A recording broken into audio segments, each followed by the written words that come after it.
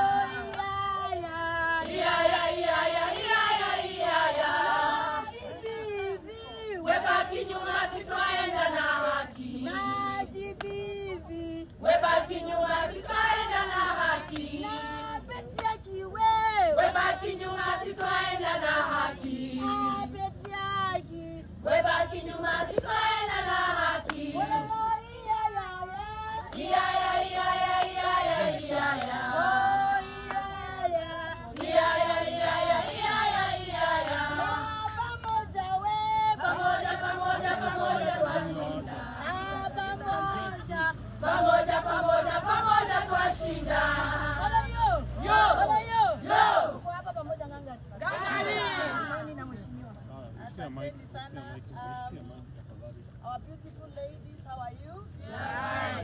Thank you so much for coming here in Kiambu.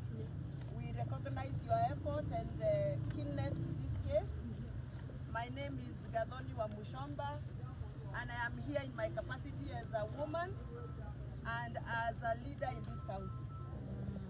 I am so delighted to God for what has happened today, because we started following this case the day it happened.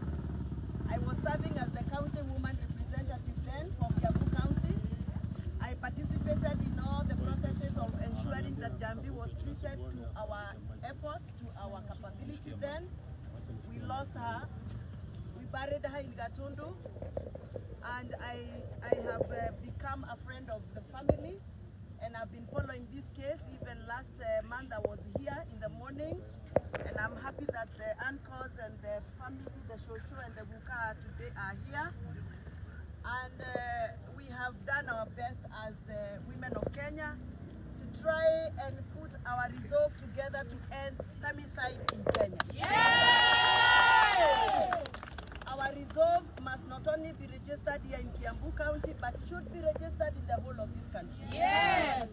That mother's life matters. Yes! That women's lives matters. Yes! And our sexuality should not be a subject or object of misuse. Yes!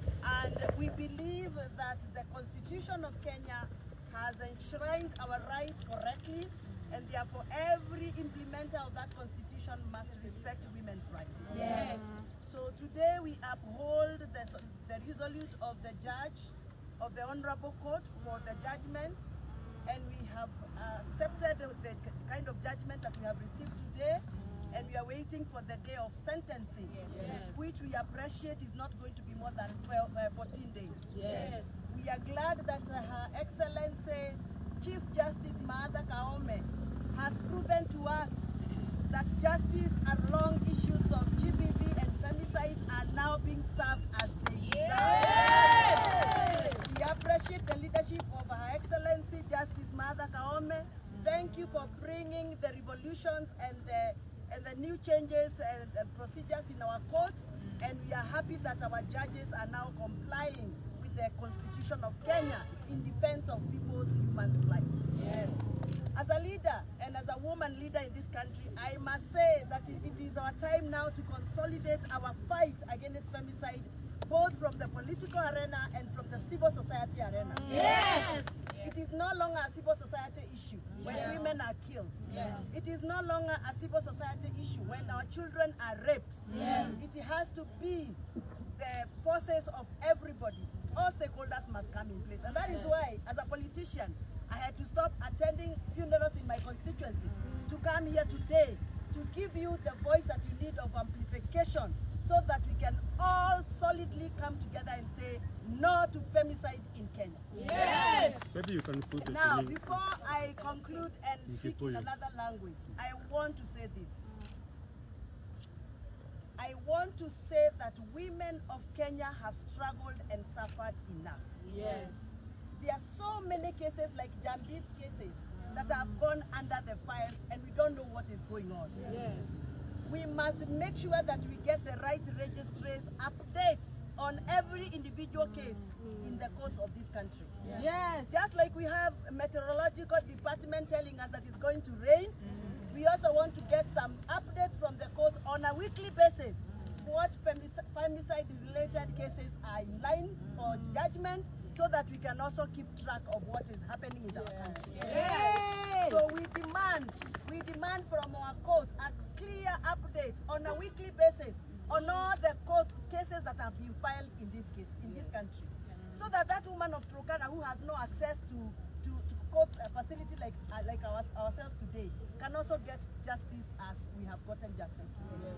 So on behalf of the family, and behalf of the people of Gatondo, and behalf of the people of Kiambu, and on my own behalf, I thank you so much for coming in and supporting this family. And we look forward to the 12th of April, 11 a.m. when the sentencing will be done. Before you leave, on behalf on End Femicide in Kenya team, which majority are here, even Matamata from Kiambu, in the team here, we have been giving petition to different county representatives and duty bearers. And also you as someone that you have worked closely with us, we want to give you this petition. Felicita will give it to you, that you have been giving our duty bearer to put more pressure in Parliament, to say that this is an emergency in this country. There are many women like Njambi who are not here to defend themselves. We are here to defend them, and we are here to stand with the family in solidarity na pole kwa familia. Hii journey si rahisi, ni ngumu. Umeona from 2018 and now we are 2024. Even ya Monica pia ilikuwa from 2018 to 2020. We need to push a lot and put a lot of effort even as a citizen. So I want Felisa to hand over to you, at least near Parliament. Yes. Maybe what does the petition say? So this petition is the petition that we are doing from the March of End Femicide in Kenya on 27th of January. It's a national petition by every county government and national government, saying that we need femicide to be declared as a national disaster, and then we want also femicide to be put as a priority and more investment to support also survivors of femicide and also family and victim of femicide cases to be speed up. There are many also demand inside, but this petition has been prepared by more than 1,000 civil society organizations, women human rights defenders, sex worker, feminists, kila mtu, wamama wa mboga, wamama wa kanisa, kila mtu alisign kwa petition as individual, even petition. So we want to hand over to you, and I know also we are working this journey with you, so that you are able also to put more pressure in Parliament in different capacities of your leadership. Thank you so much. Thank you so much. We are so happy to have you here. Sio viongozi wengi wanajitolea, ukweli, si lakini wewe kama mama tumekuona unatupenda kama wanawake, na sisi tumesema kwa wanawake ambao watasimama na wanawake wenzao ambao wanawahitaji. Huu ndio wakati ambao unahitajika wewe kama mwanasiasa, kwa sababu umesimama na sisi kama Wakenya tutasimama na wewe. Asante sana, na tunasema justice kwa nani? Lucy Njambi. Say her name. Lucy Njambi. Asante sana. Thank you very much. Thank you very much. My name is Lena from the LSK GBV committee. I am pleased to be here, and we are pleased that the court continues to uphold the right to life, especially when it comes to cases of femicide. The right to life is sacred. It's sacrosanct. It cannot be derogated from.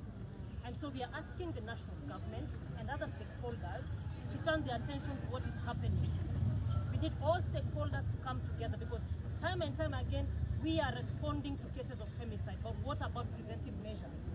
Today I stand here to tell you that we are going to cooperate with all stakeholders, with the national government, with the lawmakers, in order to put pressure on preventive measures. Unajua kweli kuwa there are a lot of efforts that are made to respond.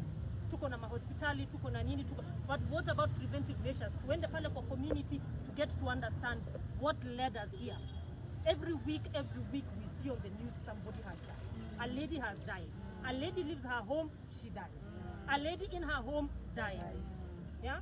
So what is the way forward? We will cooperate all of us together. It is good to see that the community has woken up and we will not stop. I thank you very much for Maybe your names again. My name is Lena Moenga.